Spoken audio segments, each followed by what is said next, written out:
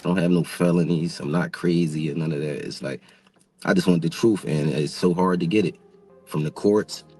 And seems like Jay-Z don't want to say anything. So, I don't want to see him go down for something that you could have just got taken care of. That's it. We're watching a story unfold that feels less like a family dispute and more like a detonation waiting to happen. Jay-Z's alleged illegitimate son isn't just asking to be recognized. He's claiming to hold the kind of material that could dismantle empires. According to his own statements and those of people said to be close to him, he possesses recordings from Sean Diddy Combs' notorious gatherings. Videos described as intimate, unfiltered, and deeply incriminating. Insiders allege that these files were handed to him by people who call themselves victims and by others who work behind the scenes, all on one condition, that he used them in court to bring down both Jay-Z and Diddy. This isn't gossip traded in dark corners. It's a declaration of war against two men who have shaped hip-hop's cultural and financial landscape for 3 decades. Understand? I think that they don't want, if they was in any of those freak-off tapes, if they played a part in any of those Diddy sessions, they don't want it to get out to the general public to make up their... From what we've learned, the young man is positioning himself as both witness and whistleblower. He insists the footage will expose patterns of manipulation and silence that reach far beyond celebrity misconduct. He has portrayed himself as a voice for those who claim to have been mistreated inside that world, a world where money and fame allegedly bought protection. But even that stance has split public opinion. Some followers now suggest Jay-Z might be using his wealth and influence to suppress the evidence or even to turn the accusations back on his son, framing the situation as extortion. What we're left with is a bitter paradox. A son who says he wants justice and a father who's been accused of trying to buy peace at any cost. The tension around these claims intensified the moment Diddy's conviction was announced. On October 3, 2025, the producer, who once called himself Brother Love, was sentenced to 50 months behind bars after a federal jury found him guilty on 2 counts of transportation for intimate services under the Century-Old Man Act. The verdict didn't come out of nowhere. During an 8-week trial, prosecutors presented testimony from Cassie Ventura and another woman known only as Jane. Both described being moved across state lines for what the court called illegal acts sometimes film at events referred to as freak-offs. The details were disturbing accounts of control of substances of cameras rolling while consent blurred into fear. When the judge finally spoke, he called for a significant sentence to send a message. Diddy, now 55, responded in a letter saying, "I lost my way." And Bankman-Fried were in the unit that was 1 floor above mine. So in terms of like the setting, it's a fairly decent chance that the room I'm describing is similar to where Diddy. Those words landed with a thud because only weeks later, Diddy was reportedly caught by prison officials at FCI Fort Dix with homemade beverage brewed from fruit and soda, an incident that suggested the contrition might not have lasted long. Even from behind bars, his name remains linked to dozens of civil cases filed by men and women who describe being coerced into his private gatherings. Many of those events, prosecutors said, were attended by the same stars now caught in this new controversy. If the alleged son's recordings really include footage from those nights, then the material could connect Jay-Z not only to a former friend's downfall, but also to acts that courts have already called criminal. What happens now is this is simply a civil complaint. And in a civil complaint, it goes through the technical legal process. Now, the distinction, Jessica, between civil and criminal, of course, is that civil is for monetary damages, right? The system can only reward you with money. There's allegations that this 13-year-old is suffering from post-traumatic stress disorder, suffered depression, etc. So now you go to fact-finding. Jay-Z's silence hasn't helped him.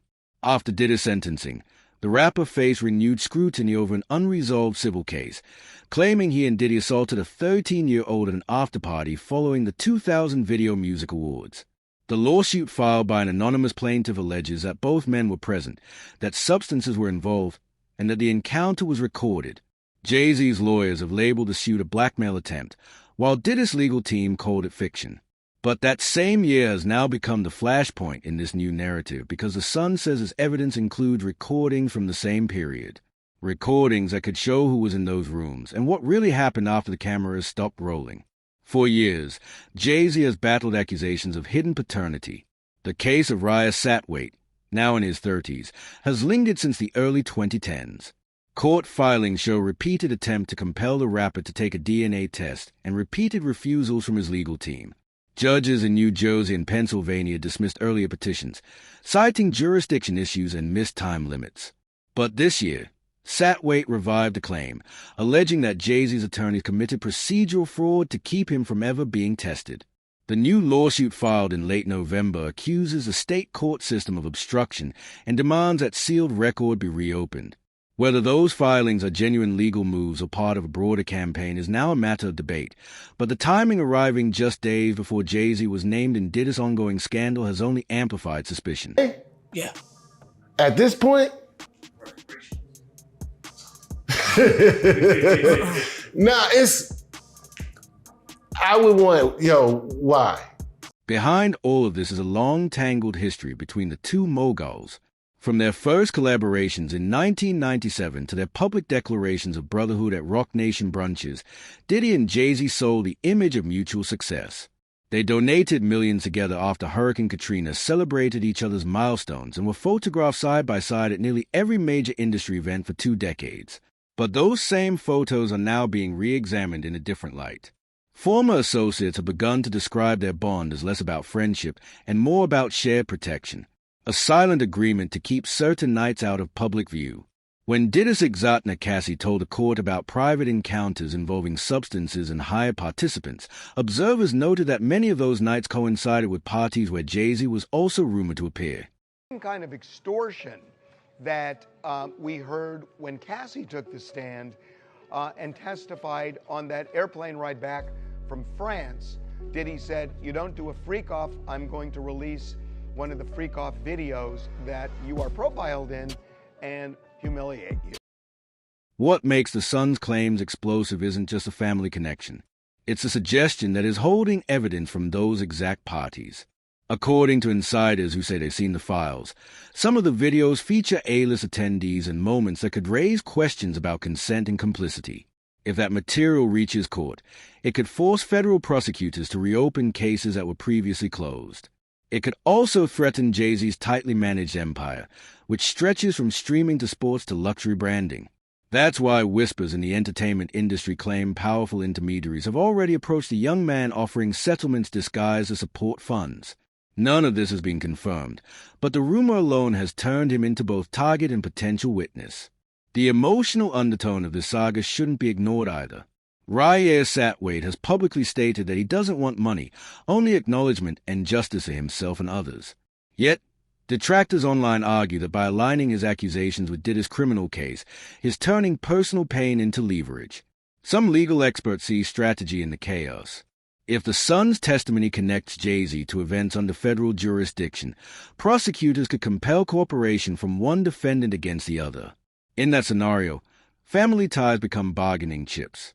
And in an environment where both men are already under scrutiny, the threat of new evidence is enough to send shock waves through their shared circle of billionaires and executives.